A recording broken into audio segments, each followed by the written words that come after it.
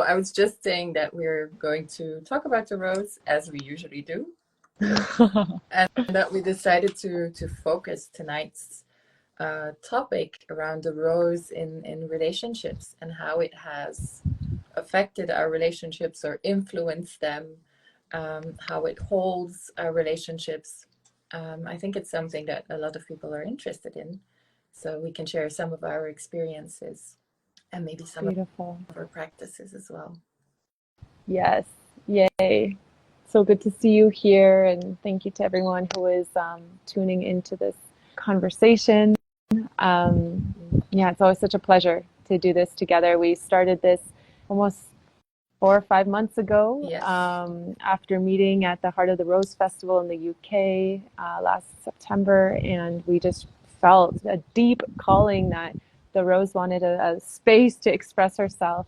And so we decided that so much beautiful information comes through us when we're just in conversation. Absolutely. So to have these Instagram lives as a place, as a platform to exchange and cover different topics that the rose has impacted our own lives, or how we use the rose as a tool, as a guide. And yeah, the rose consciousness is definitely awakening on our planet very rapidly. And when I say rose consciousness, so much of that also means like this consciousness of the heart, of leading from a place of love and compassion. And so the rose can be an amazing tool. There's a reason why it's becoming present in many people's lives, because it's really a consciousness in itself that is awakening within everyone. So and it is needed. It brings healing, it brings love, it brings unity, and it brings us together. It allows us to be our unique self and respect other people's unique self, and really cherish that as a treasure of life, of diversity, of abundance. So it is a teaching for our times, definitely. Shall we tune in before we start our conversation? For sure. Let's all, for the people who've joined, hello, good evening. Let's all just take a moment, just a minute to tune in. Maybe we can just take a deep breath, close our eyes,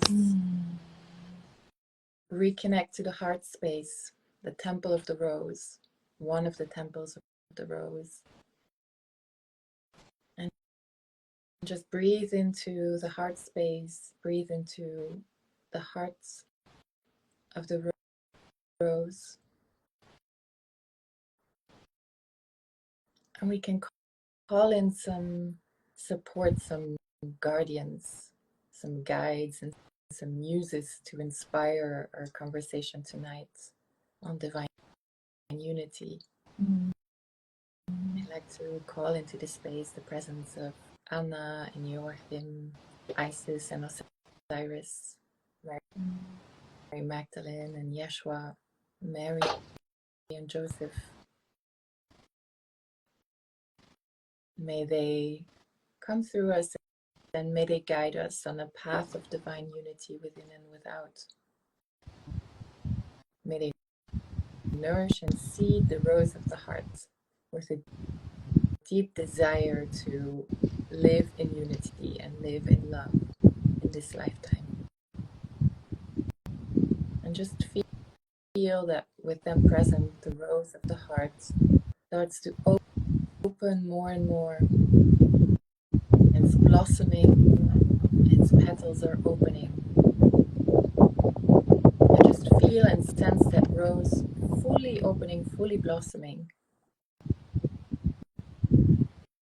until your whole heart chakra is pushed open by the petals of the rose, and the light of your heart can shine out into the space around you. We can take a deep breath and open our eyes and connect from this field of the heart, from this essence and this light and this perfume that is different for each of us, because we're all unique. Welcome everyone in this space. So tonight's topic, divine love, divine unity, the rose in relationships. Thank you, love. Thank you. Continue.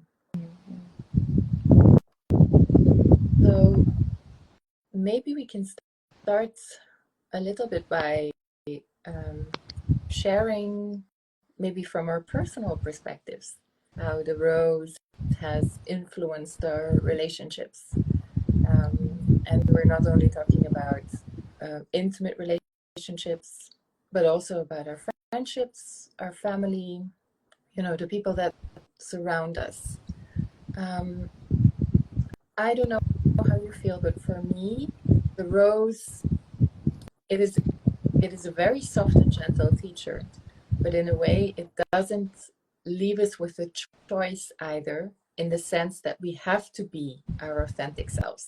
Like the only way for it to blossom within is for us to be truthful and to really be who we are and to really shine our light into this world.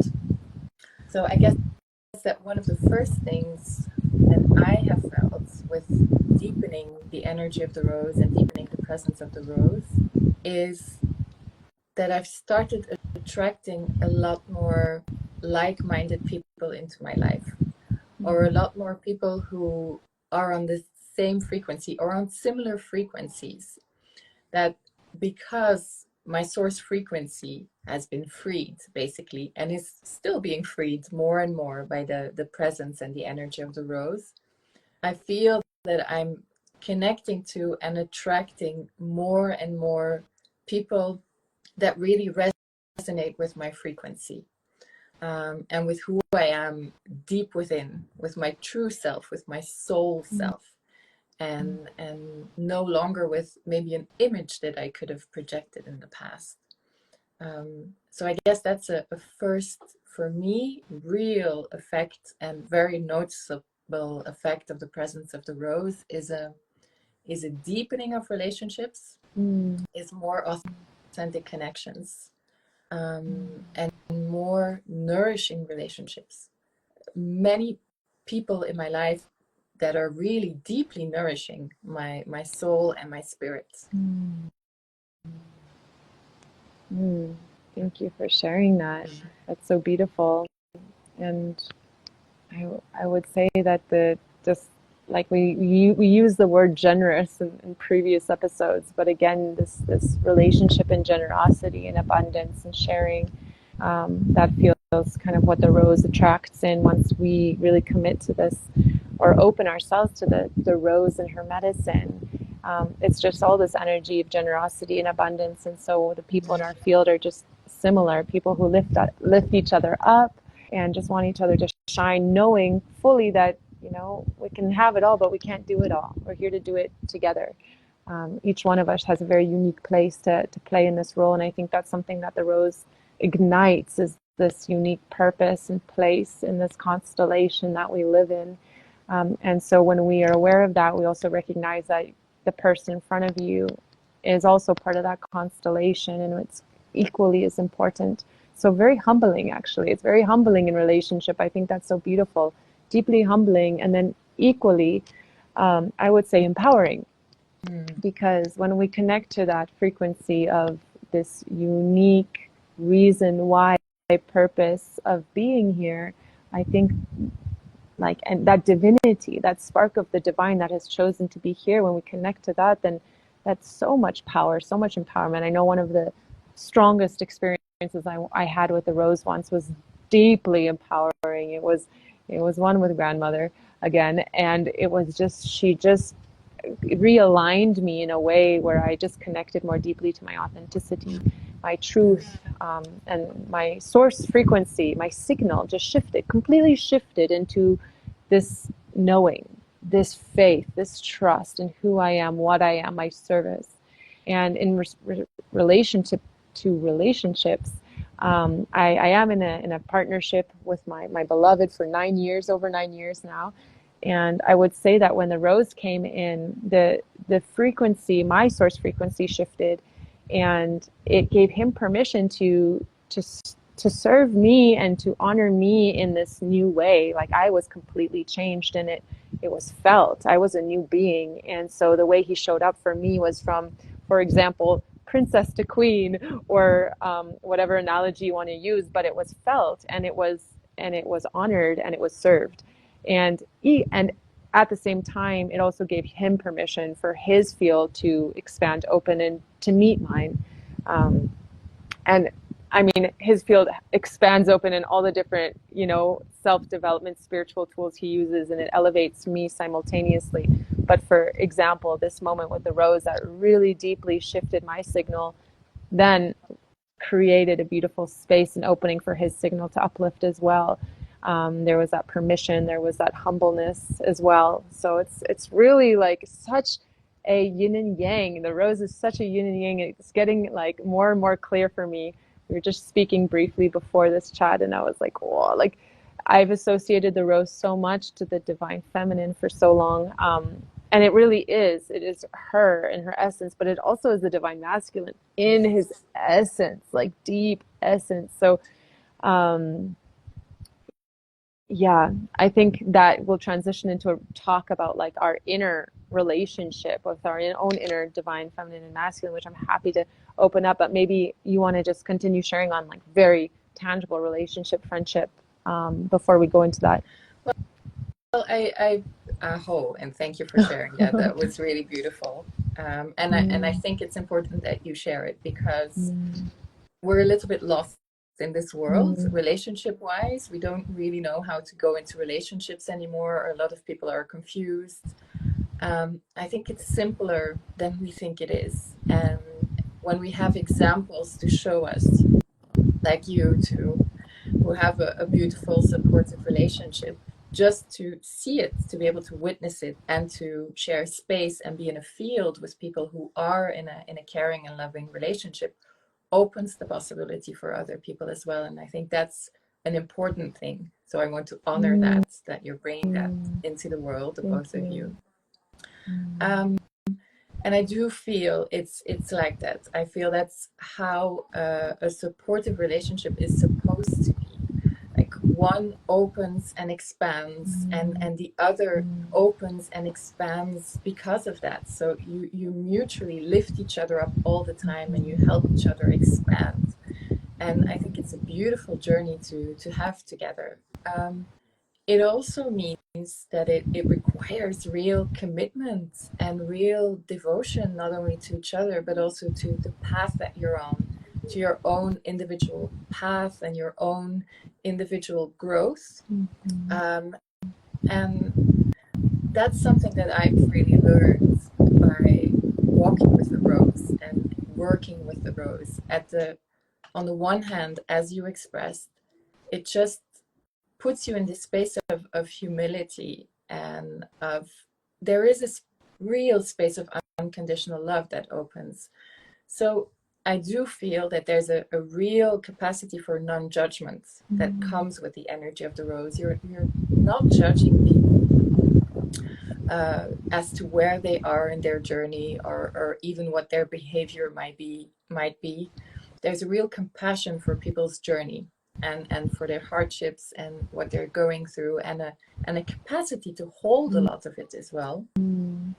But then on the other side, I do feel there's a definite masculine energy to the rose as well. And for me, this energy shows up as the energy of the sword.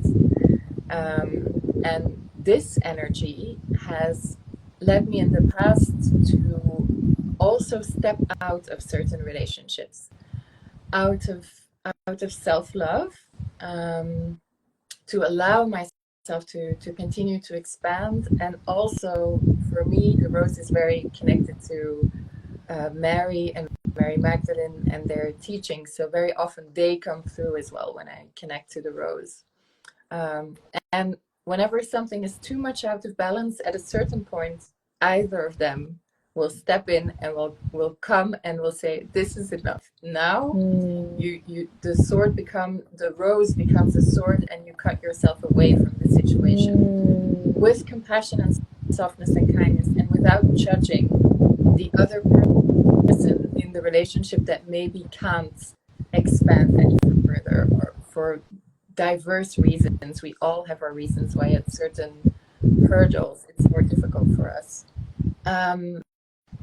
But yeah, balance is really important. So if we do engage in a relationship, in a loving relationship, in an intimate partnership, then the balance is important. It's essential. You can't stay on this path and be in an imbalanced relationship. That's really what I feel. That's what I've experienced. And it's what I see around me as well, for men as well as for women. As soon as we start to activate this energy, we need to both commit to a path of personal growth and learning. And this path can be different, but there needs to be a commitment to this. Oh, thank you. That's so beautiful. It's taking me to a memory, actually, of another moment when the Rose, when she appeared very strong to me, and it was at the moment where I was really at a threshold moment of being in divine partnership. I think we were at that point maybe 5 or 6 years, deeply in love, and then there was a part of my soul that was yearning to express herself more, and somehow I had the belief that being in partnership would not have space for that. And I truly had that belief to the point where I even energetically felt I needed to break the relationship. And then the Rose, she was with me through that whole journey. And then she showed up, and in some miraculous way, it dawned on me that they can coexist. Being in this loving relationship and being truly in the line of our light can coexist, and that really shifted so much. And maybe I don't know why I'm sharing that. Maybe it's true for other people as well, that maybe we feel in this relationship we can't fully be in our light. And I think maybe there's cases where that's true, but I think in many cases that's just some story. Yes. Which I really had playing very loudly in my mind. And actually that story only broke when I chose my heart and my path. And as soon as I made that decision, I had this like awakening moment that they can coexist, but I had to somehow go through some sort of initiation to choose me. And that was just like a really big moment in my life that I was not anticipating to share here, but it was big. And I think that's part of the Rose is our purpose, is our soul, is our path. And she's going to come in there with the sword that she is, and she's going to come there with the devotion, first and foremost, to ourselves. Yes. Number one, first and foremost to ourselves, and then partnership, and then the greater community, but it's like we have to consciously commit to I don't know if the word propagating is the right word, but propagating this self before anything else. And so that was a huge teaching for me. And now I'm just blessed to be in union, and we do a lot of work together, but we do a lot of work apart, and it just cross-pollinates so beautifully, and just very supportive for both. And I really believe that that's so. There's a beautiful quote from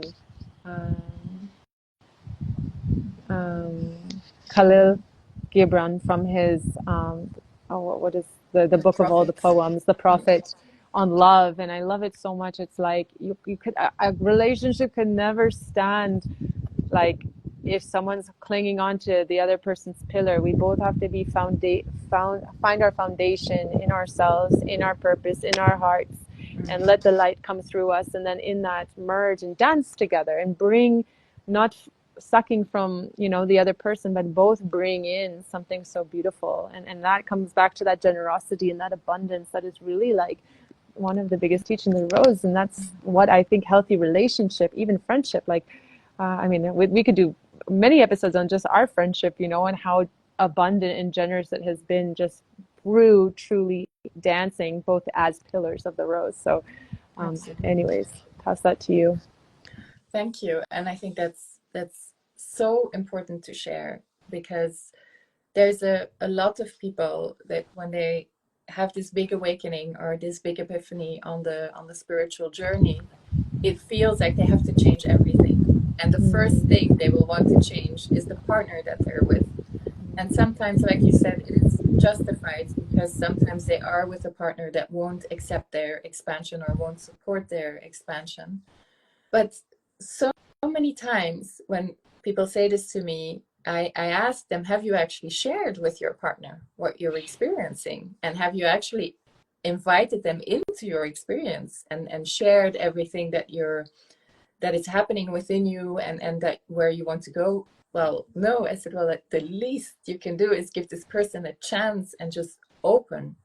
And I feel the uh, that is the teaching of the rose as well. It is opening, and it is sharing ourselves without fear, without holding back, without prejudice as well, without prejudice and just assuming, okay, this person won't understand me or won't be able to hold what this is that I'm experiencing.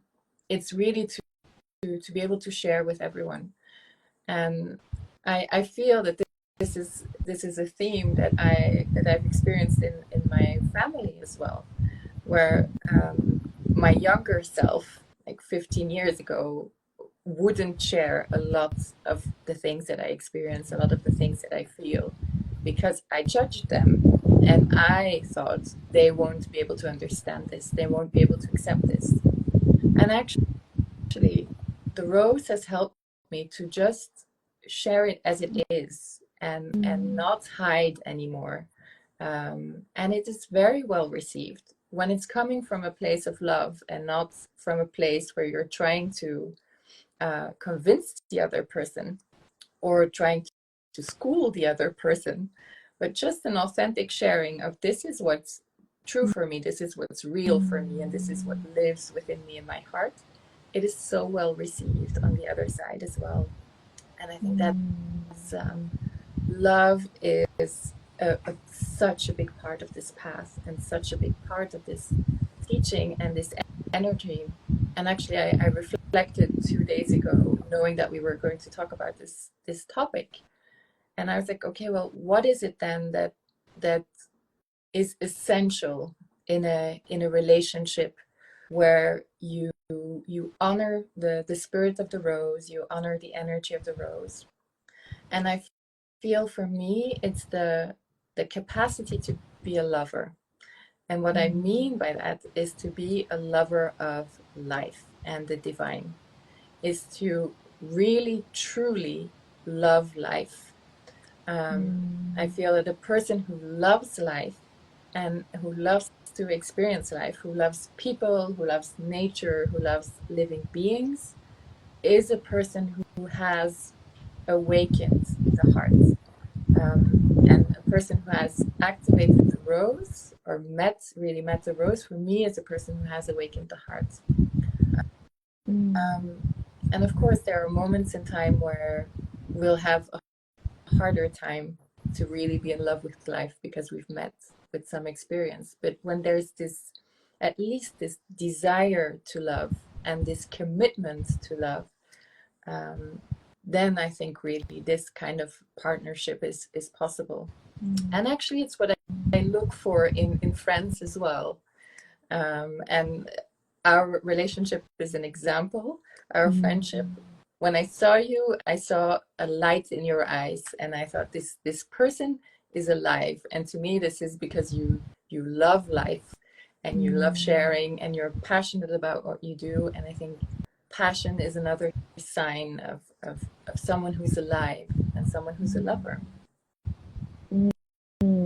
Thank you. It's so beautiful, and it's so true. All of it, you know. I mean, the greatest gift in life is to find joy in it, right? And what's the point otherwise? So, Absolutely. wow, thank you. And it makes me think, like, when we're, maybe there's a thread here, but if we are in devotion to life, then I feel like life responds and allows us to receive that joy. You know, it's like this beautiful relationship we have with life. Like when we say our prayers, when we offer to the land, to the earth, to our life, to our families, then we receive, I feel, life from from the universe itself. So like this practice of gratitude is not just a trend in spiritual realms. It's such a true and very real energetic exchange.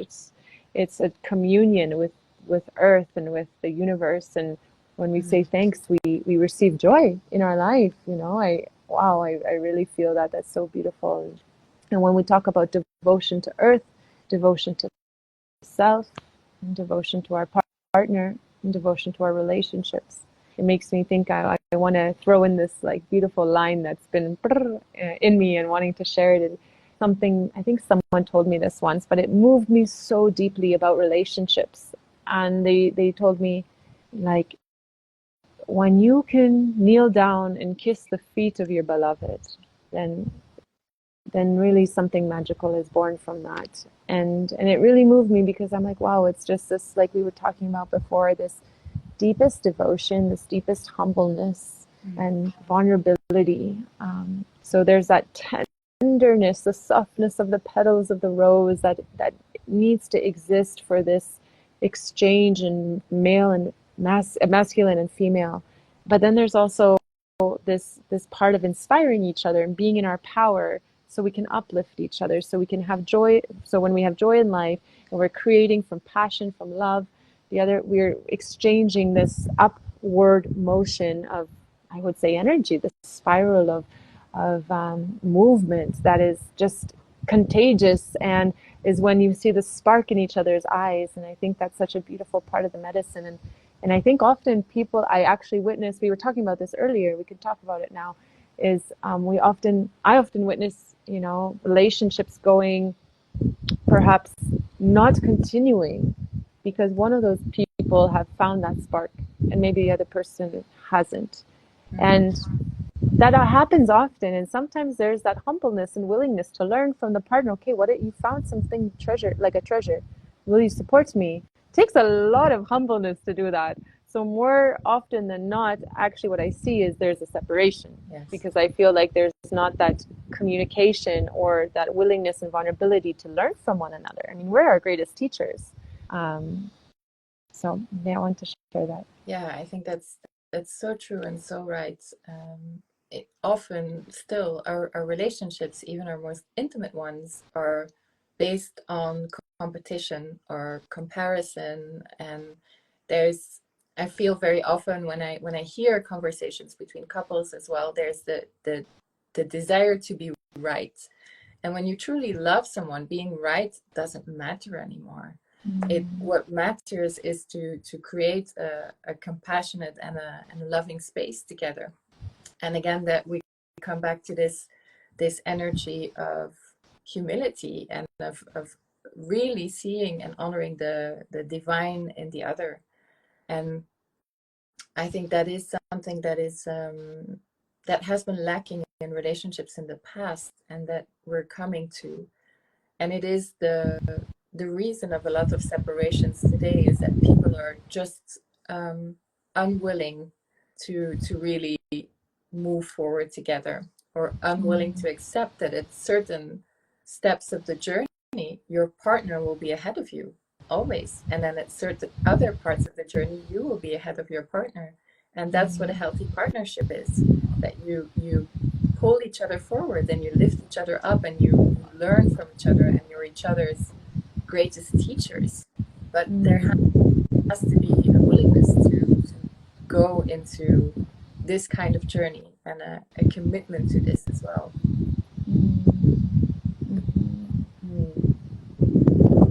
And of course, we talked about this earlier as well, there has to also be the inner work has to be done before we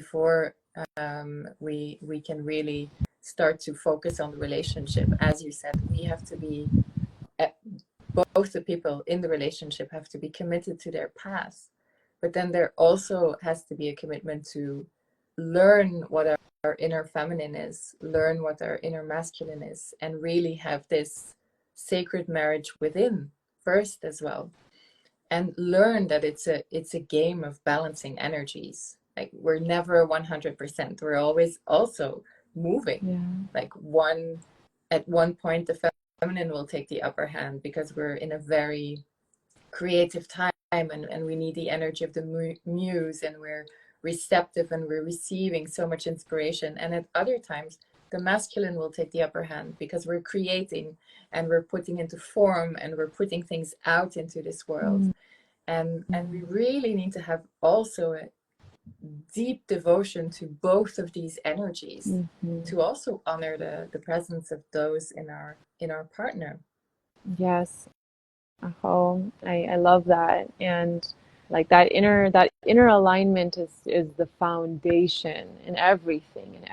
And I was just reflecting on this kind of equation of the our creation process really. And it's, an equal triangle trinity of being in alignment, being receptive, receiving, and giving. So, and I think that receiving is the feminine and the giving is the masculine. And all of this happens in our inner worlds perfectly and harmonized when we're in alignment. It also happens and manifests in our life when we're receiving abundance and offering our hearts to the world. And there's this beautiful dance and flow. And that comes when there's an alignment and when there's really an equal current of energy in both directions. And I love the image of the rose for me to explain this concept, because for me I love this exercise, and I invite you all to try it out at home. Just to like imagine the rose descending down through your crown and then landing with the beautiful rose in your heart. And when she's there, you just allow that an alchemy, a really real alchemy of the vibrational frequency of the rose in your heart expanding and opening, and just being with that. And what happens when I do that, it's so powerful, is this alignment. Is this really powerful alignment. So the rose in herself is just alignment. And so when we call her into our vessel, she aligns us. And in that, through that alignment, we remember how precious we are, how beautiful we are, how powerful we are, what a powerful being we are. The rose has the capacity to really just awaken all of that within us. And then that's the top of the Trinity. And then there's the receiving, there's the flowers of the rose. There's this lush softness of receiving, and the softness, the feminine, I would say, in a very kind of summarized way. And then there's also the very healthy masculine, who I would say can also be the rose itself, and then the stem and the thorns and all of that coexist to make this perfect dance of life. And I'm bringing all this up. We're talking about inner alignment, but I'm also receiving a lot of inquiries recently about manifestation and about, like I heard if I just like relax into my parasympathetic nervous system and just relax all day, then things will just show up on my doorstep. And the truth is, I've experienced that. I really have experienced that. So there is magic to that extent. But there is a whole show of energies and energetics, past and present and future, that are happening to have created that moment of manifestation. But when we're talking about like daily manifestation, daily life, I really believe that part of us of dropping into our feminine is really just a process of shifting our signal. If we're a frequency, it's really just a process of like, okay, if I'm going to deepen into my divine feminine and deepen into self-care, self-love, moving slower, having more space to move my body, my Shakti energy, and just be in my creativity. When we give ourselves permission to that, we are shifting our signal and actually communicating with the universe. I am worthy. I am worthy. I deserve. I love me. And then guess who's going to respond with the same words? The universe and everything around you. You are worthy. We love you. Yes. So it's an inner frequency shift that's happening when we're dropping into our divine feminine and cultivating that. But then, okay, that's a signal shift. Now, when we go into daily life, there has to also be action. There has to be a part of action, which is then the masculine of giving. And I'm not talking about man, I'm talking about our inner masculine. It's like, okay, this current is like we're receiving this current, we're receiving the abundance of just really this full well that we've actually created ourselves from the cosmos, and plus receiving from perhaps sources outside of ourselves, love from friends, love from partner, abundance, money, gifts, whatever that is, all of that's flowing in. And simultaneously, in no order, there also is a giving. You know, there's this masculine part of ourself that is in service. But remember, it's not just giving anything, it's giving in alignment. It's giving when it is a joy to give. It's giving when it's from our heart. This like very, very healthy masculine offering, you know? So both of those have to coexist from a place of our truth, from alignment, from our heart. And when all that happens, then we are really like moving. I'm thinking of physics a lot, of the electron, the proton, neutron. It's like all of that is really dancing together. We are that, you know, we are chemistry as well. So I feel when people have been asking, how do you manifest by being in our feminine? It's like, that's one step, you know. It's really about shifting the signal by honoring and doing the work to feel worthy and loved. And then from that signal shift, things will come so much easier because there's no blocks to receiving. Because often the universe wants to give you so much, but you're saying, I don't deserve it, and then it just turns around, you know.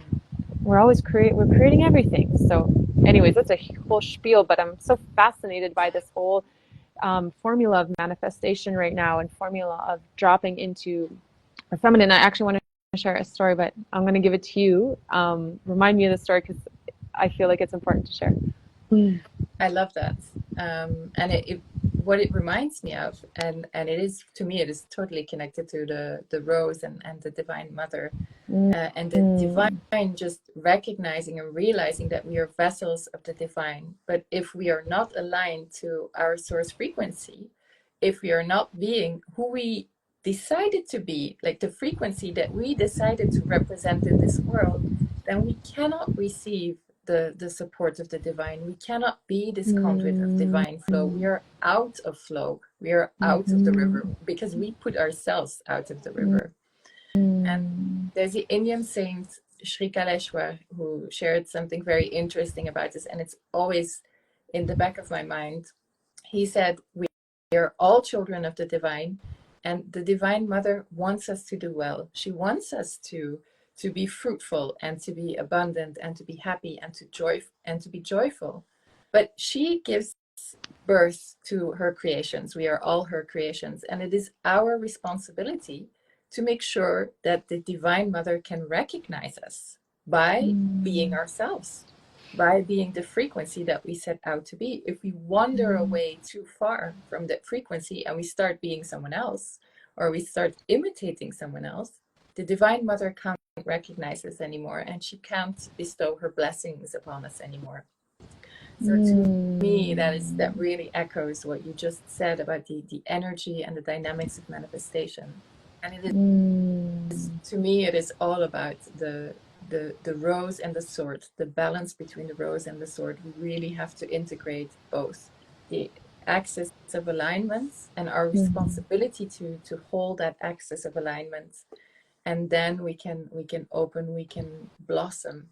So it's a mix. For me, the sword is also our capacity to be present and to make choices. Like that's one of the requirements, I feel, of every soulful, heartful, truthful relationship is a commitment to presence. Like, I'm present with you. I see you. I want to be here 100% with you. And so often in relationships, people just check out. And when you're absent, there's nothing you can give, and there's nothing you can receive either. The other person can be fully sharing their love and their gifts and their abundance, but you won't feel it and you won't receive it because you're out of your alignment. So you're out of the river. You can't receive the blessings of the river.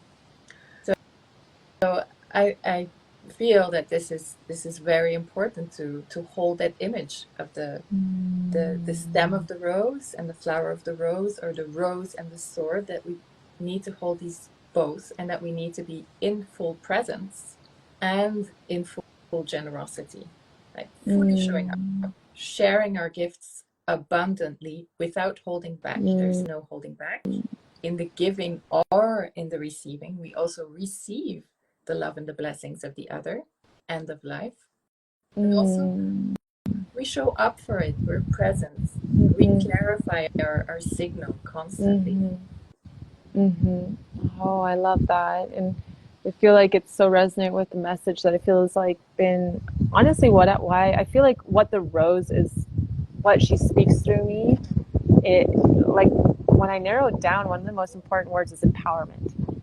And so to share what's coming through you, we have to feel confident to do that. We have to feel ready to shine and share. And I think that Yes. that's such an important message right now for our beautiful light workers out there who are really anchoring light onto this planet through their own source frequency is shine and share. It's time to, and I think the rose, when she comes into our world, when we bring her into the heart, when we bring her into the body temple, she activates this empowerment. And through that, and I think you said it really beautifully at one of our other sessions, it's like she almost like her frequency like gives us permission. She gives us a sense of confidence.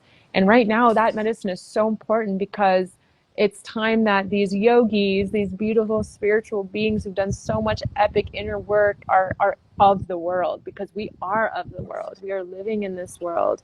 And it's time to not just be masterful within, because there's so much work that can be done by holding prayer, of course. But I feel for those who feel the call to be of the world, it's time to be masters in and of the world as well. And I think what is demanded of us is to show up with confidence, trust in ourselves that our message is important, that our message truly wants to be is being, people are waiting to receive that message right now, and it's almost like your service, it's your duty, the story you were saying before. It's like it's not only a request, it is your duty to show up in your highest service, in the gold that you are meant to offer up, to build these golden cities right now. Because when we don't take that next opening of the petal of the rose, when we don't take Mm. action, then the energy is blocked and we're not fully in our highest source frequency. And when we're not that, then the mother can't recognize us and call us home. So it's actually not even just that, is all ego. All the being afraid of whatever and playing small is mind, is ego. And so I really feel that Rose can, Mm. like, for me, as I was tuning into this earlier, it's like the word just keeps coming. It's like empowerment. Like for me, one of the greatest medicines the rose gave me, amongst a few others, but like really the one that stands up strong is empowerment.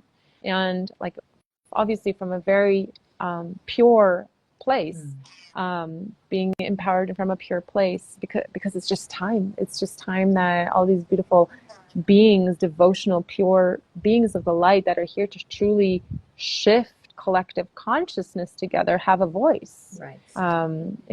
It's important because up until now there's been a different consciousness directing what's going on, and it's time to shift that. It's really time.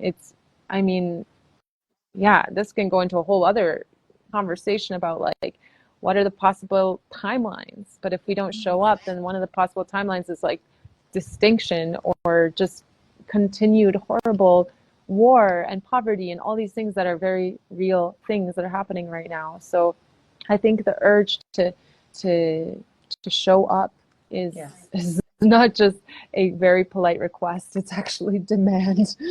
Yes, we're doing a disservice to ourselves otherwise, and a disservice to the world and to the Mm, collective. Um, mm, and it requires courage. It reminds me that I've done these sacred chanting circles last year with a Rose sister, and we the name that came was Courageous Love for those circles. But I've been journaling with courageous love, because to be a lover of life, of the divine, requires courage.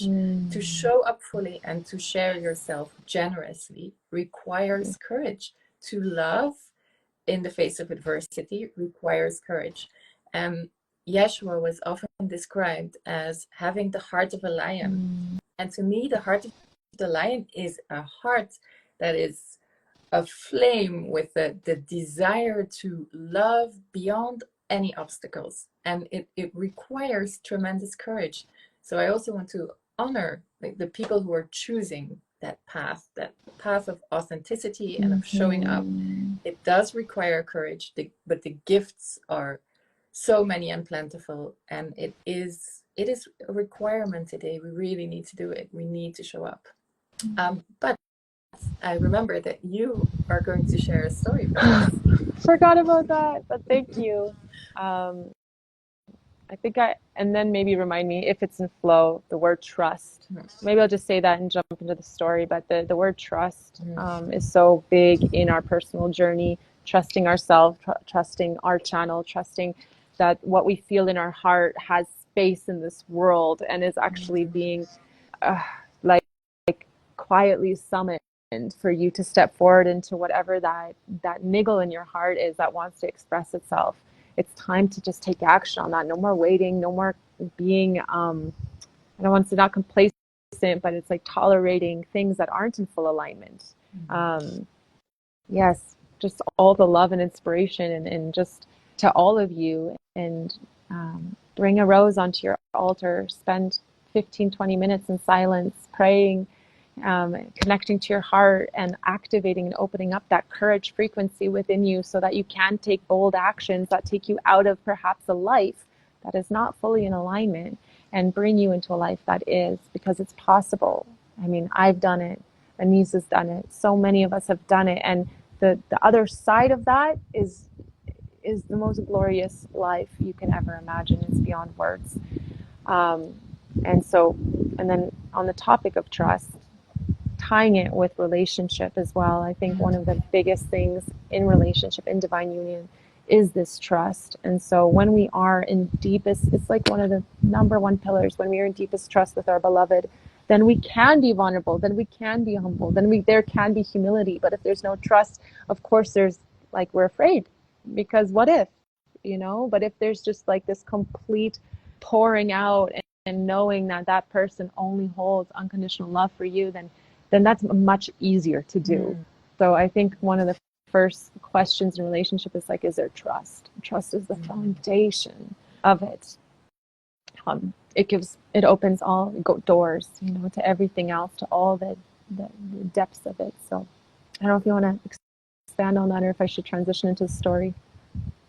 No, I think that's you've said the essence. I think trust, having a space of safety, of non-judgment, making the other feel that they will be received no matter what, is so important. And then we can do the same as well. But Yeah. I'm really curious about your story. I'd love to hear your story. Yeah, like, is it appropriate right now? But I'm going to share it because I was reflecting about the manifestation formula. And um, I've had some, and I'm sure you have as well, and I'm sure people watching have as well, but some really wild manifestation moments. And one of them was, I'm going to share because it really, I actually had a big light bulb come on today as I was reflecting upon it. And we're talking about this dance of being in alignment, receiving and giving, receiving and giving, receiving and giving. And so in another life, I was working in the field of finance, and in parallel to that, I was running a nonprofit. And what we did was every weekend we connected with some other different cause and brought manpower to volunteer and to offer our services. And so we were on the downtown east side of Vancouver, giving out food very often. We were working at retirement homes, putting on shows. We were going to parks and cleaning. We were going to other nonprofits and helping out, serving Thanksgiving dinner, Christmas dinner at different halfway homes, lots of things. And I was doing this every weekend, and I did it because somehow it was just like this wanting to give. I was definitely not fully fulfilled in my finance job, so there was this like wanting to be in a greater purpose and a greater service. So I just did that with all my time, with all myself, and then one day, I remember as part of that project, we decided to do a whole collective art project where we called in photographers to submit photos of Vancouver, what represented this town, and then we made out of all those images a collage of pictures on a tote bag, on a cotton tote bag, and it was really cute. And I'm like, okay, so maybe if we sell these bags, we can fund getting some help for what I was creating here, this like nonprofit. social enterprise. And the bag was beautiful. We had a big party for it. There's 12 images on it.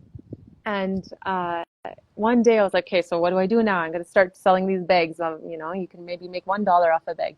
I'm like, you're going to have to sell a lot of bags to make anything work here. So one day I was in a grocery store with a friend. Sorry for the story, but it's really beautiful. I was in a grocery store with my friend, and I'm like, who owns this grocery store? I just need to talk to them and get them my bags into this store. That's how I'll begin. And he's like, well, in fact, his name is Jim Pattison. He's one of the richest men in Canada. And he doesn't only own this chain of grocery stores, but he owns basically all the grocery stores in Canada. That's an exaggeration, but a lot of them. And I was like, so I just need to meet him. And he's like, yeah, good luck with that one. I'm like, okay. So I held it in my heart, held it in my mind. Later that afternoon, I was invited to invited to join a breakfast the next morning with Al Gore. Random. I'm like, why would I ever do that? I wasn't interested in that, but I'm like, I will go. I will possibly go. That night I get home and I'm journaling and I just write manifestation, dozy business plan. That was the name of the bags and the social enterprise. Meet Jim Pattison. And so I was like, if I wake up at 5:30 a.m., which is what I would need to wake up to go to this Al Gore meeting tomorrow, I'll go. If I don't, I'm sleeping. I'm not meant to go. Next morning, I'm waking up just on time. I'm like, okay, meant to go. Start to drive. It's still dark. The moon is out. I think it's a full moon. And I arrive and to this breakfast. Al Gore is there. And the first thing Al Gore says is, I just want to say a very, very grateful thank you to one of my oldest friends, Jim Pattison. And he was there.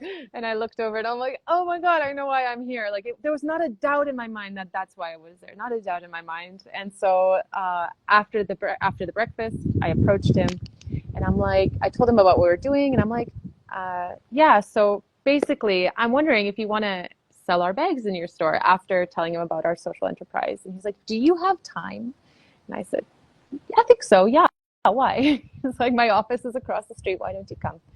So I came over and I pitched him and his office staff on this thing and the deal was done. And we got our bags in all his stores. Beautiful. And it was such a crazy story. It was beautiful and it was such a fun project. And I was thinking about it today and I'm like, whoa, like how did that, we've been giving and giving and giving and giving every weekend, from our hearts, not thinking that we were going to get anything from it, just truly giving from a place of just like we want to serve.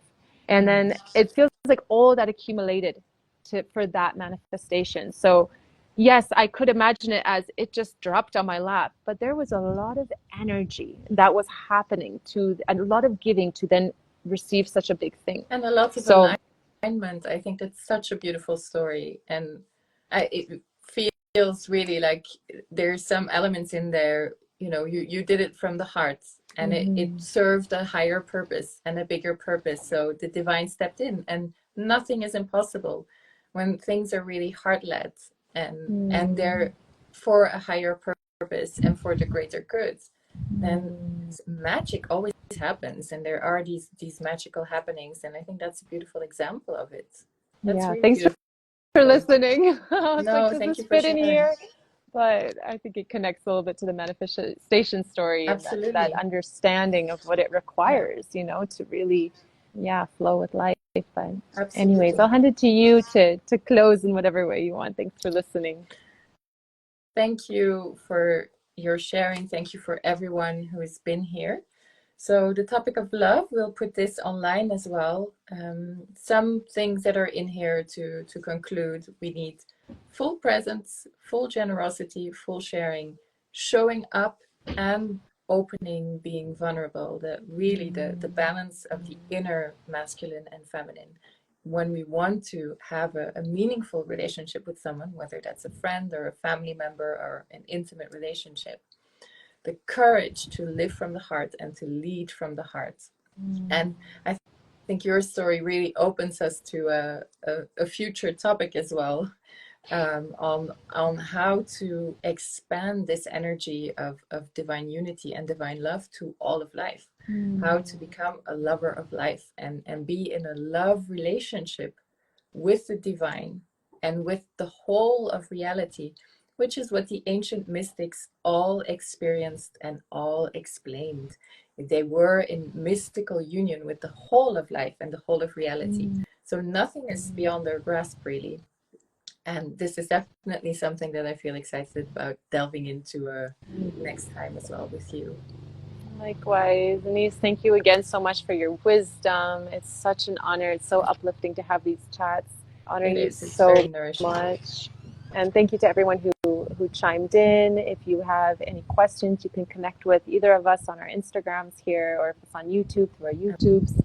And we do our best to do this frequently. And yeah, hope to connect with some of you very soon.